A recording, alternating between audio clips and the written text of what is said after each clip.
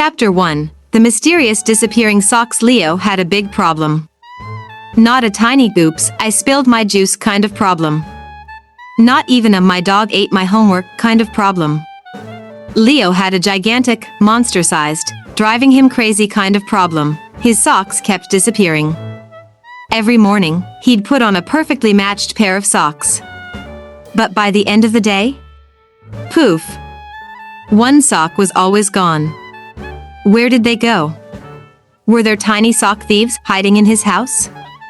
Did socks secretly run away at night to live in a magical sock paradise?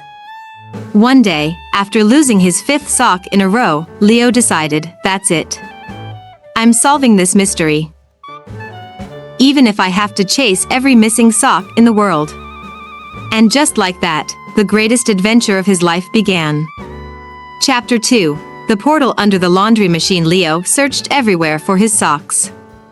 Under his bed. Behind the couch.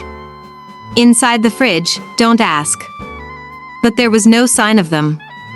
That's when he noticed something strange, a tiny swirling portal under the laundry machine. No way. Leo whispered. Before he could think twice, the portal sucked him in like a giant vacuum cleaner. Aha! When Leo opened his eyes, he wasn't in his laundry room anymore. He was falling straight into a world made entirely of socks.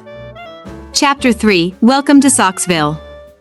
Leo landed with a thump onto a bouncy mountain of socks. He looked around in shock.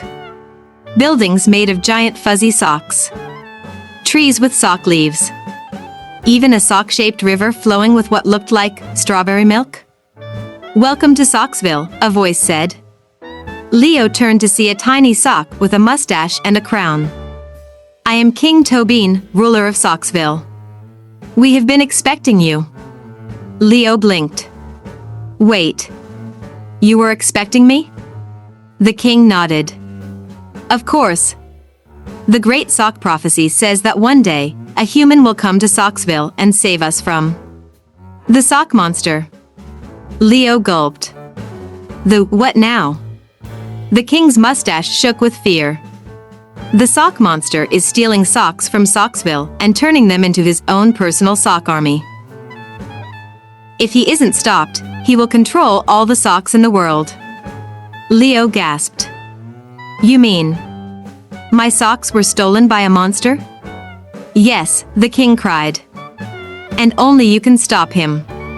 Leo took a deep breath. This was way bigger than just missing socks. All right, he said. Let's do this.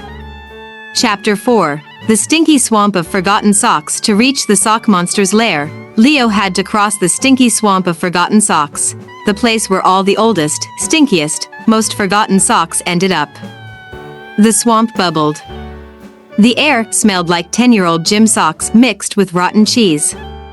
Leo held his nose. Yuck. How do we cross? The king pointed to a bridge made entirely of dirty socks. Leo hesitated. But then, he had an idea. I need clothespins. The king's guards rushed over with 2 wooden clothespins. Leo clipped them onto his nose and marched across the bridge like a hero. Lesson of the day. Sometimes, you just gotta pinch your nose and keep going. Chapter 5. The Fortress of Missing Pairs. Finally, Leo and the king reached the sock monster's fortress, a giant sock drawer in the middle of a stormy sock tornado. Inside, thousands of socks were locked in tiny cages. Help us, they squeaked. Leo turned and saw him, the sock monster. He was huge, covered in thousands of stolen socks, and had a voice as deep as a tuba. Who dares enter my fortress? Leo stood tall. I do. And I'm here to take back my socks. The sock monster laughed. Fool. If you want your socks back, you must defeat me in a sock war. Chapter 6. The Great Sock Battle. Suddenly, the fortress exploded into chaos. Socks flew everywhere as Leo and the king dove behind a sock mountain. We need a plan, the king yelled. Leo thought fast. Then, an idea. King, do you have a washing machine? The king gasped. Brilliant idea. They rolled out a giant washing machine and set it to super spin mode.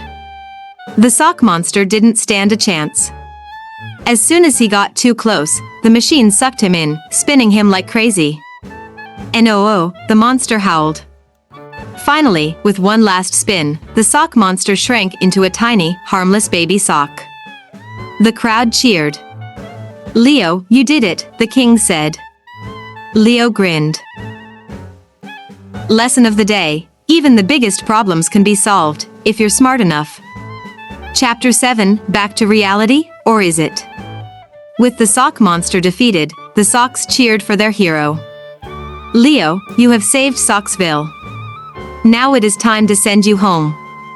The king waved his crown, and poof. Leo landed back in his laundry room. Was it all a dream? But then he looked down. There, on the floor, was a single tiny sock, with a mustache. Leo grinned. Maybe, just maybe, Socksville is real after all. And from that day on, Leo never lost another sock. Well, almost never.